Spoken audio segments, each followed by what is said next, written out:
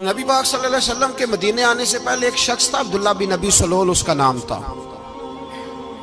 تو مدینے والے لوگ اس کو اپنا پیشوا مانتے تھے، اوس بھی خزرج بھی، اس کی تاج پوشی بھی کی، بڑی اس کی منتا تھی۔ جب حضور آ گئے تو اس کا کاروبار بند ہو گیا۔ اب لوگ یہ نہیں سمجھتے کہ میں غلط ہوں، لوگ کسی کے مفادات کو ٹھیس پہنچتی ہے تو مخالفت کرنے لگ جاتا ہے۔ اب اس کے حالات جب خراب ہوئے تو اس نے پتہ کیا کیا، جھوٹ موٹ کا کلمہ پڑھ لیا۔ سمجھ آ رہی ہے باتوں؟ جھوٹ موٹ کا،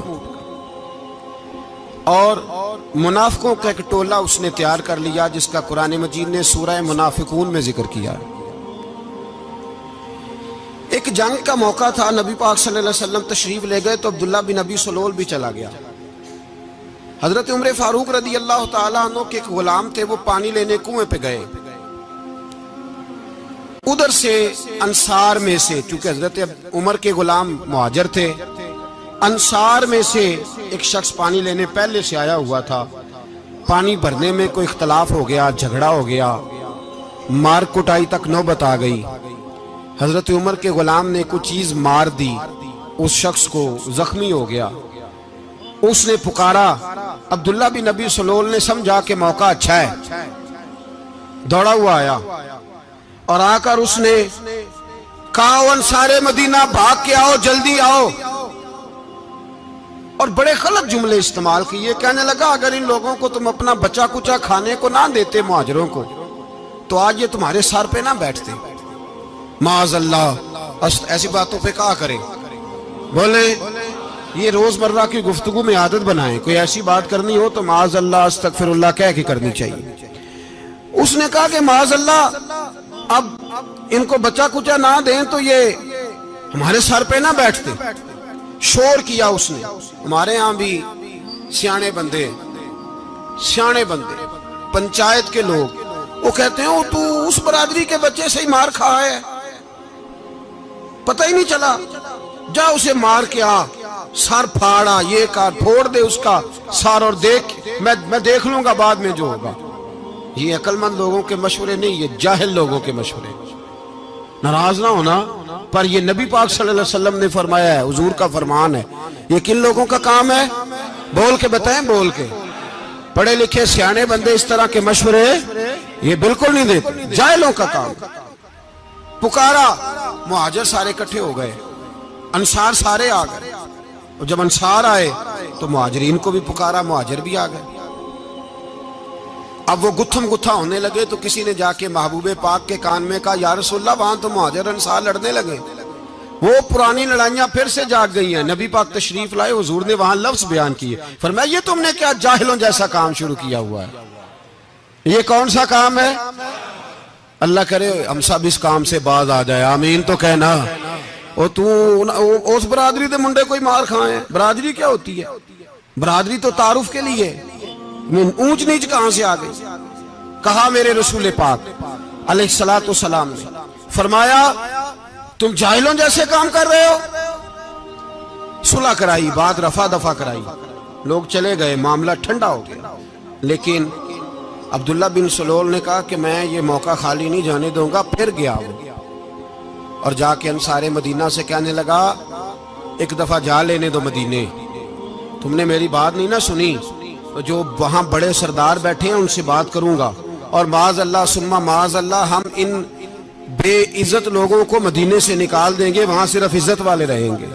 یہ غلط جملے اس نے ادا کیے جس کو قرآن پاک نے سورہ منافقون میں بیان فرمایا ہے۔ اس نے یہ بات کی۔ ایک صحابی تھے حضرت زید رضی اللہ تعالیٰ عنہ، وہ سن رہے تھے، آ کے عرض کی، یا رسول اللہ صلی اللہ علیہ وسلم، عبداللہ بن ابی سلول تو اس طرح کہہ رہا ہے کہ مدینے جا کے عزت والے دوسروں کو نکال دیں گے، اور تم اگر اپنا بچہ انہیں نہ دیتے تو معاذ اللہ آج یہ ایسا نہ کرتے۔ حضرت عمر نے بھی سن لیا، حضرت عمر نے بات سن لی، تلوار نکالی اور دوڑے۔ حضور نے بازو پکڑا، فرمایا کدھر جا رہے ہو؟ کہا یا رسول اللہ، اگر آج سزا نہ دی تو کل اور بات بھی کرے گا، اور اگر آج ایک قتل ہو گیا تو باقی سیانے بن جائیں گے۔ یا رسول اللہ مجھے چھوڑے، میں ماروں گا۔ حضور نے فرمایا عمر چپ کر، وہ جھوٹ موٹ کا کلمہ پڑھتا ہے، لوگ کہیں گے کہ محمد ابن عبداللہ نے اپنے ساتھی مارنے شروع کر دیے۔ چپ کر، حوصلہ کر، صبر کر، دلیری کر۔ حضرت عمر کہتے ہیں میری حضور کے کہنے پر میں ٹھہر تو گیا، پر وہ میرے اندر جو آگ لگی ہوئی تھی ٹھنڈی نہیں ہو رہی۔ کہتے ہیں میں چپ تو کر گیا۔ نبی پاک علیہ السلام نے پوچھا عبداللہ بن نبی سلول سے، تو نے یہ کہا ہے؟ کہنے لگا حاشا وک اللہ، میں نے بات ہی نہیں کی نا۔ اب لوگ کہنے لگے کہ زید تو نوجوان ہے، تو یہ بوڑھا آدمی ہے، چلو صحیح کہتا ہوگا۔ حضور بھی خاموش ہو گئے۔ اللہ پاک نے قرآن مجید نازل فرما دیا، فرمایا اللہ نے سن لی ان کی بات جنہوں نے یہ کہا ہے، اور پھر لفظ بڑے حسین ہے، فرمایا یہ کہتے ہم عزت والے ہیں؟ نہیں، وَلِلَّهِ الْعِزَّةُ وَلِرَسُولِهِ وَلِلْمُؤْمِنِينَ، فرمایا عزت تو اللہ کے پاس ہے، اللہ کے رسول کے پاس ہے، اور عزت تو مومنوں کے پاس ہے، مومنین کے پاس عزت ہے۔ یہ قرآن پاک نے سارا مضمون بیان کر دیا کہ عبداللہ بن نبی سلول غلط کہتا ہے اور حضرت زید صحیح کہتے ہیں۔ حضور نے کچھ نہیں فرمایا، جا رہا ہے قافلہ۔ جب مدینے کی سرحد آ گئی نا، حدود مدینہ منورہ کی شروع ہوئی، تو عبداللہ کا اپنا بیٹا، اس کا نام بھی عبداللہ بن عبداللہ تھا، اپنا بیٹا اس کا بڑا مخلص جانثار غلام تھا میرے رسول پاک صلی اللہ علیہ وسلم کا۔ وہ تلوار لے کے مدینے کی حد پہ کھڑا ہو گیا اور کہنے لگا میرے باپ، تو نے اتنی بے ایمانی کے لفظ کہے کہ میں ان کو نکال دوں گا؟ کہے اپنی زبان سے کہ میں ذلت والا ہوں، رسول پاک کو اللہ نے بڑی عزت عطا فرمائی، کہے ورنہ میں تیری گردن کاٹ دوں گا۔ بول، کہے حضور بھی عزت والے اور نبی پاک کے غلام بھی عزت، کہے اپنی زبان سے، کہے میرے رب کا یہ فرمان ہے وَرَفَعْنَا لَكَ ذِكْرَكَ، حبیب میں خود تیرے لیے تیری شانوں کو بلند فرما دوں گا۔ تو کہا کہے، تو دشمن ہو کے کہنے لگا میرے بیٹے مجھے معاف کر دے، مصطفیٰ تو بڑی عزتوں والے ہیں، ان کے غلام شانوں والے۔ جب بیٹا تلوار لے کے سامنے کھڑا ہوا، شہرت ہوئی، اب نبی پاک نے حضرت عمر کی طرف دیکھا، کہا عمر تیری بات صحیح تھی، اب جو ہوا یہ زیادہ صحیح تھا۔ وہ میں نے تجھے کہا حوصلہ کر، تدبر کر، وقت کا انتظار کر، یہ صحیح ہوا کہ وہ صحیح تھا۔ تو حضرت عمر فاروق کہنے لگے یا رسول اللہ، میں گواہی دیتا ہوں آپ واقعی اللہ کے سچے رسول ہیں صلی اللہ علیہ۔ اتنی اچھی رائے، وقت فیصلہ کرتا ہے، تدبر سے چلے، دانائی سے چلے، علم پیدا کریں، بردباری۔ ہمیں کئی دفعہ سجدہ صاف کرنا پڑتا ہے، ہم جو کہتے ہیں بات اس کے الٹ نکل آتی ہے۔ ہم کسی شخص کے بارے میں کوئی تبصرہ کر بیٹھتے ہیں، کچھ عرصے کے بعد ہمیں پتہ چلتا ہے کہ وہ تو ایسا تھا ہی نہیں، ہم نے غلط بات کر دی۔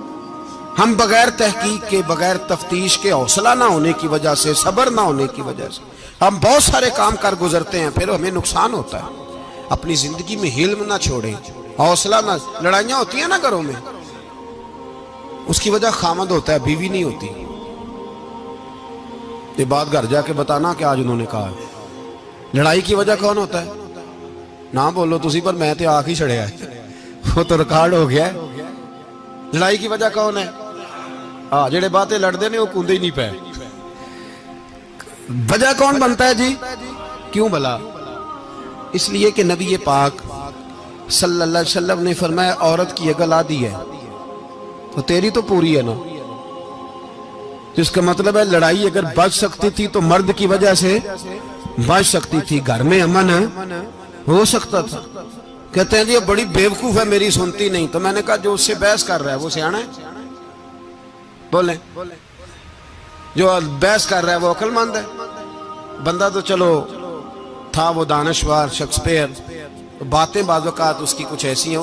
اس سے کسی نے پوچھا تھا عورتوں سے کون جیت سکتا ہے بحث میں، تو اس نے کہا تھا وہ جو ان سے بحث نہ کرے، جو ان سے بحث۔ تو بھائی تو وجہ اس لیے کہ حوصلہ تو نہیں کرنا تھا۔ نبی پاک علیہ السلام نے فرمایا بی بی ٹیڑھی لکڑی ہے، سیدھی کرنے کی کوشش کرو گے تو ٹوٹ جائے گی، سیدھی تو پھر کتنا بیوقوف ہے جو پتھر سے سر رگڑ رہا ہے، کتنا نادان ہے جو یہ حرکت کر رہا ہے، دریا میں چھلانگ لگا کے کہتا ہے ڈوبوں گا نہیں۔ تو بھائی حوصلہ پیدا کرے، علم پیدا کرے۔ بہت ساری ایسی باتیں کرے کہ جس میں اشتعال آئے گا، فٹافٹ 3 لفظ طلاق کے دے دیے، اب بھاگا گیا مفتی صاحب کے پاس، او ہو 4 بچوں کا کیا بنے گا؟ اور یہ بات پکی ہے کہ بچوں کو صرف ان کی ماں ہی پال سکتی ہے، ان کی ماں۔ اور بات مجھے نہیں بھولتی ایک شخص نے بیوی کو طلاق دے کے دوسری شادی کی. اس کا بیٹا تھا 10 سال کا. تو اس نے اپنے بیٹے سے کہا کہ بیٹے بتا پرانی اماں صحیح تھی یا یہ صحیح ہے؟ اس نے کہا نہیں ابا وہ تو جھوٹ بڑے بولتی تھی، یہ صحیح ہے. وہ جھوٹی تھی، وہ جھوٹ بڑے بولتی تھی میری سگی اماں، یہ سچ بولتی ہے.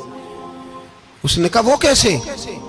کہنے لگا اس لیے کہ میں کوئی شرارت کرتا تھا تو میری سگی اماں مجھے تھپڑ مارتی تھی اور کہتی تھی تجھے روٹی نہیں دینی، جا دوڑ جا گھر سے.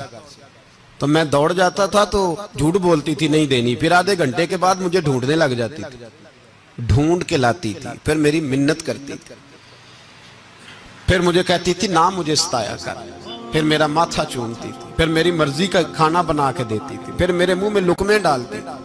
جھوٹی تھی، پہلے کہتی ہے نہیں دینی پھر پیچھے بھاگتی ہے. یہ سچی ہے، میں شرارت کرتا ہوں تو تھپڑ مار کے نکالتی ہے، پھر میں منتیں کرتا ہوں پر روٹی نہیں دیتی، پیر پکڑتا ہوں نہیں دیتی. سچ بولتی ہے، اپنی بات پہ ڈٹ جاتی.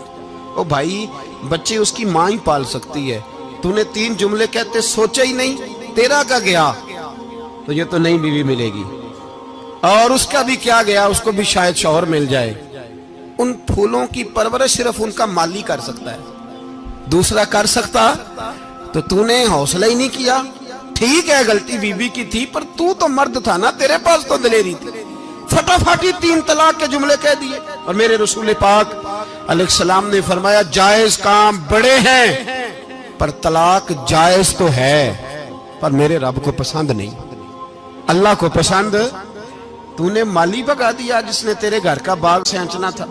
تو بھائی یہ حوصلہ نہیں، درجنوں طلاقیں، 20 کیس، اور ابھی وہ شادی کے پورے کپڑے نہیں پہنے تو طلاق پہلے. اس کی وجہ یہ کہ حوصلہ نہیں، صبر نہیں، رضا نہیں، ہم احساس نہیں کرتے. اگر تو یہ سمجھ جائے کہ بس اللہ نے جو میرے لیے بہتر سمجھا مجھے دے دیا، صحیح ہے میری آزمائش ہے، کیا ہے کچھ ہے جو اس نے بہتر سمجھا مجھے اس نے، پھر تو سکھی ہو جائے، تیرے لیے جینا آسان ہو جائے، پھر تو بہت ساری پریشانیوں سے آزمائشوں سے دور ہو جائے.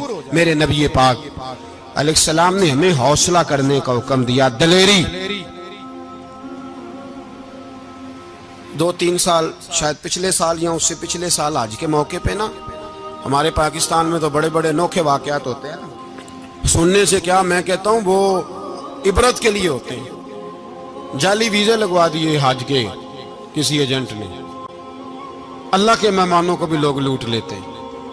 معاذ جعلی ویزے لگوا دیے. اور مزے کی بات یہ ہے کہ پاکستانی ایئرپورٹ سے گزر بھی گئے وہ ویزے والے، اور احرام باندھے لوگ جدے پہنچ گئے. 4 آدمی تھے، انہوں نے ویزا دیکھا تو کہا نقلی آپ کو واپس جانا پڑے گا. اگلی فلائٹ سے وہ لوگ واپس آئے. آپ مجھے بتائیے ان کی جب وہ چھوٹے چھوٹے کلپ آئے، میڈیا نے ان کی باتیں سنی تو ان کے آنسو نہیں تھمتے تھے. ایک آدمی احرام باندھ کے گیا ہے، معمولی سمجھتے ہیں آپ؟ میرے جیسا غریب آدمی کبھی اس نے ارادہ کیا اور مدینے جانے کا لیٹ ہو جائے تو کلیجہ پھٹنے کو آتا ہے. کچھ مجبوریاں پیروں میں آ جائے، نہ جا سکے تو پتہ نہیں کتنی توبہ کرنے کو دل کرتا ہے کہ کہیں غلطی تو نہیں ہو گئی، کوئی ایسی بات تو نہیں نکل گئی. یقین کریں طبیعت پریشان ہو جاتی، یار کوئی ایسا کام تو نہیں ہوگا جس کی وجہ سے یہ بات ہوئی. 4 آدمی لوٹ آئے، حالات خراب ہو گئے، لوگ رو رو کے قصے سناتے تھے. لیکن میرے رسول پاک علیہ السلام کا حوصلہ دیکھو. حضور کعبے کا بھی کعبہ، حضور مالک، حرم کے مالک مطلق، جن کے صدقے اللہ نے کعبہ کو بیت اللہ بنایا. حاجیو آؤ شہنشاہ کا روضہ دیکھو، کعبہ تو دیکھ چکے اب کعبے کا بھی کعبہ دیکھو. حضور 1400 صحابہ کو لے کے گئے عمرہ کرنے. مقام حدیبیہ پر پہنچے تو کافروں نے روک لیا، ہم عمرہ نہیں کرتے.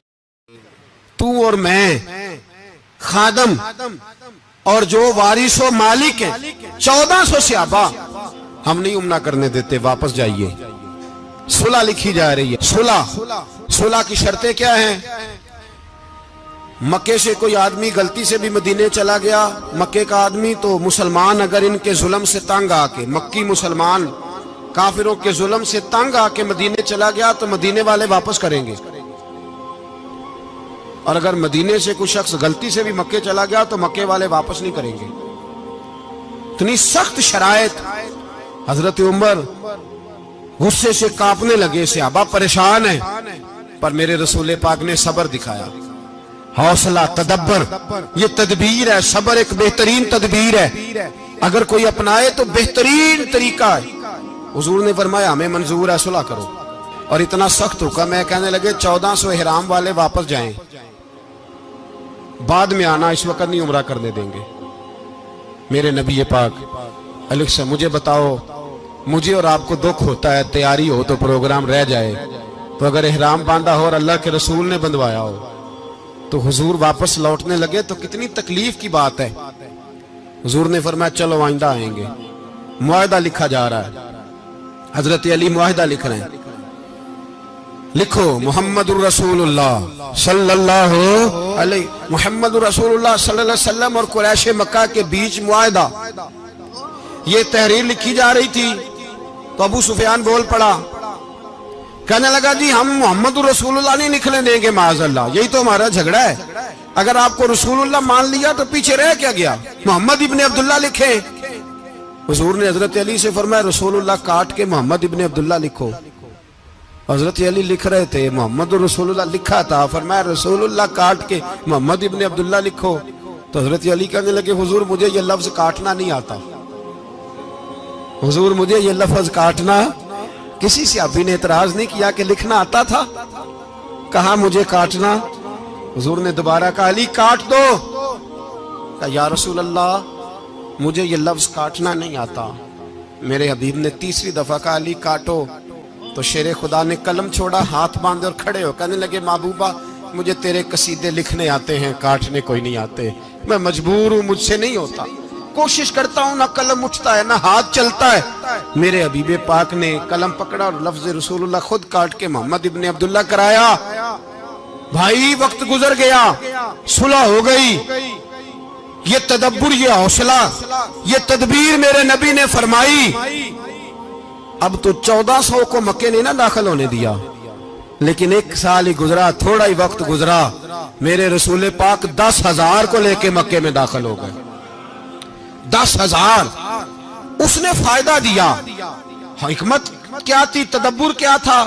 قریش روز لڑائی کرنے آ جاتے تھے, تبلیغ ہی نہیں کرنے دیتے تھے. ان سے صلح ہو گئی تو نبی پاک نے کیسر کو خط لکھا, کیسر روم کو, ہرکل کو. دور دراز تبلیغ پھیل گئی, مسلمان 100,000 سے زیادہ ہو گئے. ان کی طرف سے اب وہ لڑائی بند ہو گئی. میرے حبیب پاک علیہ السلام کے حوصلے نے کمال دکھایا, اس تدبیر نے فائدہ دیا امت مسلمہ کو. 10,000 کا لشکر لے کے حضور کعبے میں داخل ہوئے. کل جو ابو سفیان کہتے تھے نا محمد رسول اللہ لکھنے نہیں دوں گا, آج وہ خود کہہ رہے تھے اشہد ان لا الہ الا اللہ واشہد ان محمد رسول اللہ صلی اللہ علیہ. کل جو کہہ رہے تھے کہ میں یہ لفظ نہیں لکھنے دوں گا, آج ابو سفیان کی حویلی میں لاکھوں لوگ, ہزاروں لوگ بیٹھے تھے اور سارے کہہ رہے تھے محمد الرسول اللہ محمد الرسول اللہ محمد الرسول اللہ صلی اللہ علیہ وسلم. میرے محبوب کی تدبر نے, فقاہت نے, اور پھر کمال ہوا. 1400 کہاں اور 1,44,000 کہاں. 1400 کہاں اور 1,44,000. 1400 کو نہیں جانے دیا عمرہ کرنے. میرے رسول پاک 1,44,000 کو لے کے حج کرنے چلے گئے. حضور نے حج کیا, ہر طرف لبیک لبیک کی صدائیں بلند ہوئی. یہ میرے نبی پاک کا تدبر ہے, حوصلہ ہے. اگر وقتی طور پہ حوصلہ کر جاؤ گے, دلیری کر جاؤ گے, آنے والا وقت آسان ہو جائے. حوصلہ نہیں, صبر نہیں, سکون نہیں. 2-4 باتیں, یہاں تک کہ لوگ ابا جی کی بات برداشت نہیں کرتے, ایسے جملے کہہ دیتے ہیں جو دوبارہ پلٹ کے نہیں آتے. ماں کو لفظ نہیں بولتے, باپ کی روح تک چھلنی کر دیتے ہیں وہ جملے. لیکن لوگ اس وقت حوصلہ کرنے, اور ہم پنجابی لوگوں نے تو گنجائش ہی بڑی دے دی ہے. کہتے ہیں بچہ ہے جے, ایک ہی ہے, ایک میں حوصلہ کرے کی ہے ماشاءاللہ.